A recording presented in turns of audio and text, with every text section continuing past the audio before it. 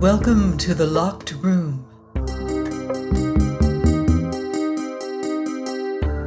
Stories from the golden age of mystery and crime fiction. I'm Mardell, reading The Case of Jennie Brice by Mary Roberts Reinhardt. Chapter 5. Mr. Reynolds did not come home to dinner after all. The water had got into the basement at the store. He telephoned, one of the floodgates in a sewer having leaked, and they were moving some of the departments to an upper floor. I had expected to have him in the house that evening, and now I was left alone again. But as it happened, I was not alone. Mr. Graves, one of the city detectives, came at 6:30 and went carefully over the Ladleys' room. I showed him the towel and the slipper and the broken knife and where we had found the knife blade. He was very non-committal and left in a half hour, taking the articles with him in a newspaper. At 7, the doorbell rang. I went down as far as I could on the staircase, and I saw a boat outside the door, with the boatman and a woman in it.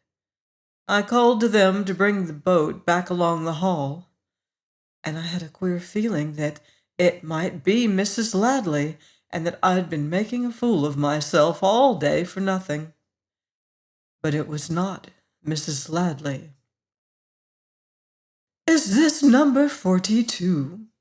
Asked the woman as the boat came back. "Yes. Does Mr. Ladley live here?" "Yes, but he is not here now." "Are you Mrs. Pittock?" "Pittman, yes." The boat bumped against the stairs and the woman got out. She was as tall as Mrs. Ladley, and when I saw her in the light from the upper hall, I knew her instantly. It was Temple Hope, the leading woman from the Liberty Theater. "I would like to talk to you, Mrs. Pittman," she said. "Where can we go?" I led the way back to my room, and when she had followed me in, she turned and shut the door.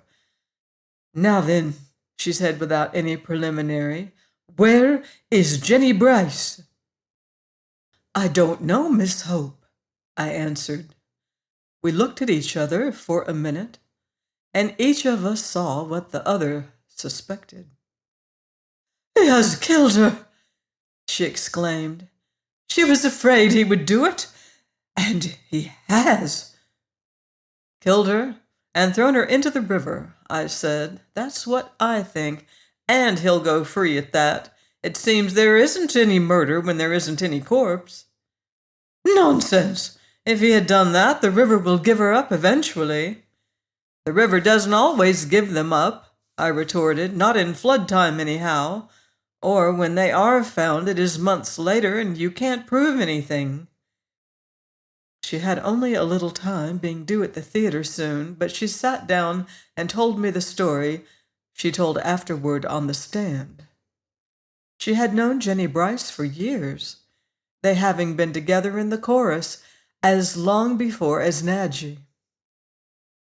"She was married then to a fellow on the vaudeville circuit," Miss Hope said. "He left her about that time, and she took up with Ladley. I don't think they were ever married." "What?" I said, jumping to my feet. "And they came to a respectable house like this? There's never been a breath of scandal about this house. Miss Hope, if this comes out, I'm ruined." "Well, perhaps they were married," she said. "Anyhow, they were always quarreling, and when he wasn't playing, it was worse. She used to come to my hotel and cry her eyes out." "I knew you were friends," I said.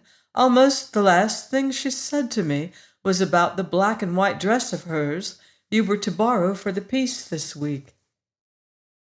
"Black and white dress?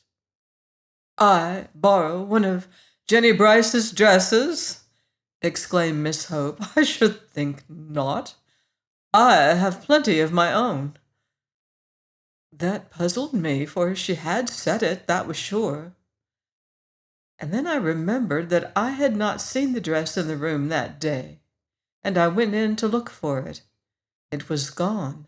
I came back and told Miss Hope. A black and white dress. Did it have a red collar? She asked. Yes. Then I remember it. She wore a small black hat with a red quill with that dress. You might look for the hat. She followed me back to the room and stood in the doorway while I searched. The hat was gone, too. Perhaps, after all, he's telling the truth, she said thoughtfully. Her fur coat isn't in the closet, is it? It was gone. It is strange that all day I had never thought of looking over her clothes and seeing what was missing. I hadn't known all she had, of course, but I had seen her all winter in her fur coat and admired it. It was a striped fur, brown and gray, very unusual. But with the coat missing and a dress and a hat gone, it began to look as if I had been making a fool of myself and stirring up a tempest in a teacup. Miss Hope was as puzzled as I was. Anyhow, if he didn't kill her, she said, it isn't because he did not want to. Only last week she had hysterics in my dressing room and said he had threatened to poison her. It was all Mr. Bronson, the business manager, and I could do to quiet her. She looked at her watch and exclaimed that she was late and would have to hurry. I saw her down to her boat. The river had been falling rapidly for the last hour or two, and I heard the boat scrape as it went over the door-sill. I did not know whether to be glad that the water was going down and I could live like a Christian again, or to be sorry for fear of what we might find in the mud that was always left. Peter was lying where I had put him, on a folded blanket laid in a clothes basket. I went back to him and sat down beside the basket. Peter, I said, poor old Peter, who did this to you? Who hurt you? He looked at me and whined as if he wanted to tell me, if only he could. Was it Mr. Ladley? I asked, and the poor thing cowered close to his bed and shivered.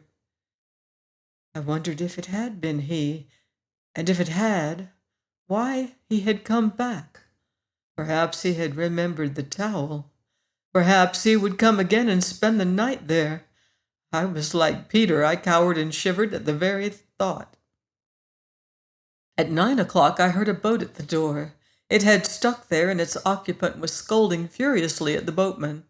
Soon after, I heard splashing, and I knew that whoever it was wading back to the stairs through the foot and a half or so of water still in the hall. I ran back to my room and locked myself in, and then stood, armed with a stove lid lifter, in case it should be Ladley and he should break the door in. The steps came up the stairs, and Peter barked furiously. It seemed to me that this was to be my end, killed like a rat in a trap and thrown out the window to float like my kitchen chair into Molly Maguire's kitchen, or to be found lying in the ooze of the yard after the river had gone down. The steps hesitated at the top of the stairs and turned back along the hall. Peter redoubled his noise. He never barked for Mr. Reynolds or the Ladleys. I stood still, hardly able to breathe. The door was thin, and the lock loose. One good blow, and the doorknob turned, and I screamed. I recall that the light turned black, and that is all I do remember, until I came to a half-hour later and saw Mr. Holcomb stooping over me. The door with the lock broken was standing open. I tried to move, and then I saw that my feet were propped up on the edge of Peter's basket. Better leave them up, Mr. Holcomb said. It sends blood back to the head. Half the damn fool people in the world stick a pillow under a fainting woman's shoulders. How are you now? All right, I said feebly. I thought you were Mr. Ladley. He helped me up, and I sat in a chair and tried to keep my lips from shaking. And then I saw that Mr. Holcomb had brought a suitcase with him and had set it inside the door. Ladley's safe until he gets bail, anyhow, he said. They picked him up as he was boarding a Pennsylvania train bound east. For murder? I asked. As a suspicious character, he replied grimly, and that does as well as anything, for a time. He sat down opposite me and looked at me intently. Mrs. Pittman, he said, did you ever hear the story of the horse that wandered out of a village and could not be found? I shook my head. Well, the best wit of the village failed to locate the horse. But one day the village idiot walked into town leading the missing animal by the bridle. When they asked him how he had done it, he said, well, I just thought what I'd do if I was a horse, and then I went and did it. I see, I said, humoring him. You don't see. Now what are we trying to do? We're trying to find a body. Do you intend to become a corpse? He leaned over and tapped on the table between us. We are trying to prove a crime. I intend for the time to be the criminal. He looked so curious, bent forward and glaring at me from under his bushy eyebrows, with his shoes on his knee, for he had taken them off to wade to the stairs, and his trousers rolled to his knees, that I wondered if he was entirely sane. But Mr. Holcomb, eccentric as he might be, was sane enough. Not really a criminal. As really as lies in me. Listen, Mrs. Pittman, I want to put myself in Ladley's place for a day or two, live as he lived, do what he did, even think as he thought if I can. I am going to sleep in his room tonight, with your permission. I could not see any reason for objecting, although I thought it silly and useless. I led the way to the front room, Mr. Holcomb following with his shoes and suitcase. I lighted a lamp, and he stood looking around him. I see you've been here since we left this afternoon, he said. Twice, I replied, first with Mr. Graves, and later. The words died on my tongue. Someone had been in the room since my last visit there. He has been here, I gasped. I left the room in tolerable order. Look at it. When were you here last? At 7:30 or thereabouts. Where were you between 7:30 and 8:30? In the kitchen with Peter. I told him then about the dog and about finding him shut in the room. The washstand was pulled out. The sheets of Mr. Ladley's manuscript, usually in orderly pile, were half on the floor. The bed coverings had been jerked off and flung over the back of a chair. Peter, imprisoned, might have moved the washstand and upset the manuscript. Peter had never put the bedclothing over the chair or broken his own leg. He said, and getting out his notebook, he made an exact memorandum of what I had told him and of the condition of the room. This done, he turned to me. Mrs. Pittman, he said, I'll thank you to call me Mr. Ladley for the next day or so. I am an actor, out of employment, 41 years of age, short, stout, and bald, married to a woman I would like to be quit of, and I am writing a play in which the Shuberts intend to star me, or in which I intend the Shuberts to star me. Very well, Mr. Ladley, I said, trying to enter into the spirit of the thing, and God knows seeing no humor in it.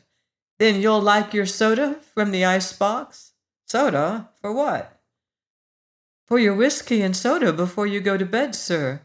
Ah, certainly. Yes, bring the soda and... just a moment, Mrs. Pittman. Mr. Holcomb is a total abstainer, and has always been so. It is Ladley, not Holcomb, who takes this abominable stuff. I said I quite understood, but that Mr. Ladley could skip a night if he so wished. But the little gentleman would not hear to it, and when I brought the soda, poured himself a double portion. He stood looking at it with his face screwed up as if the very odor revolted him. The chances are, he said, that Ladley, that I, having a nasty piece of work to do during the night, will take a larger drink than usual. He raised the glass only to put it down. Don't forget, he said, to put a large knife where you left the one last night. I'm sorry the water has gone down, but I shall imagine it's still at the 7th step.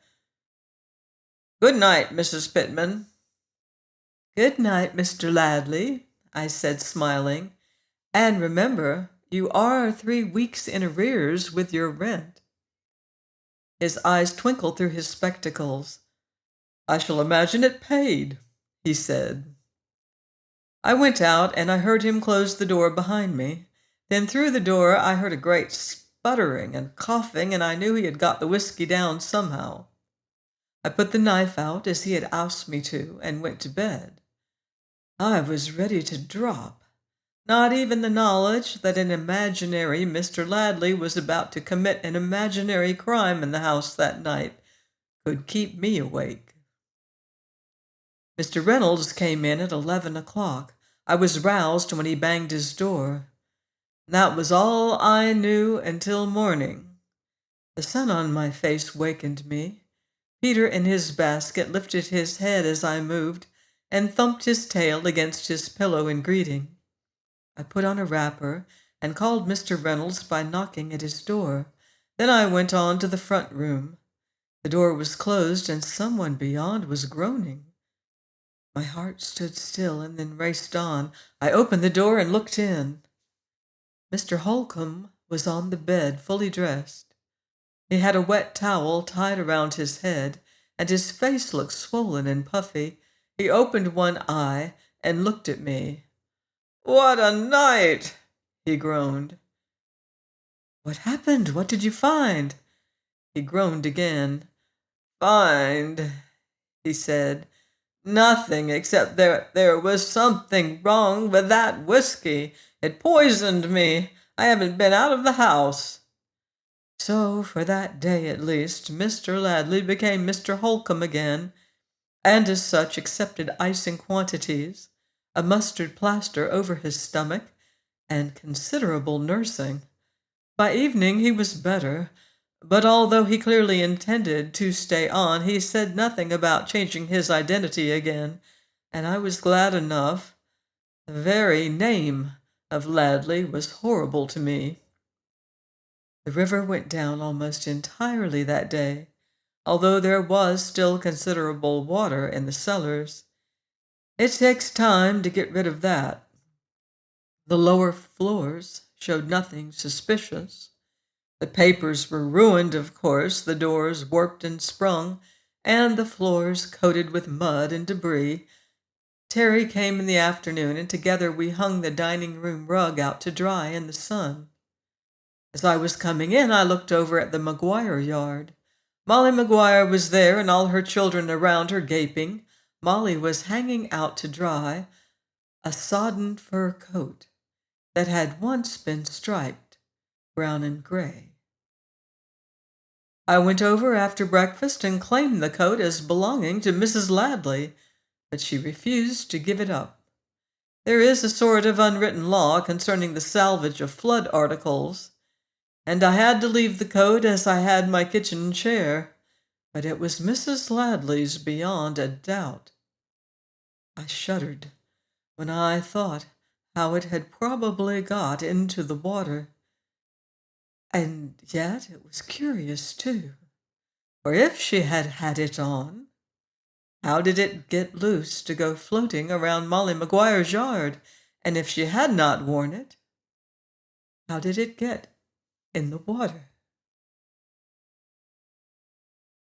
Join me next week as the mystery deepens on the locked room.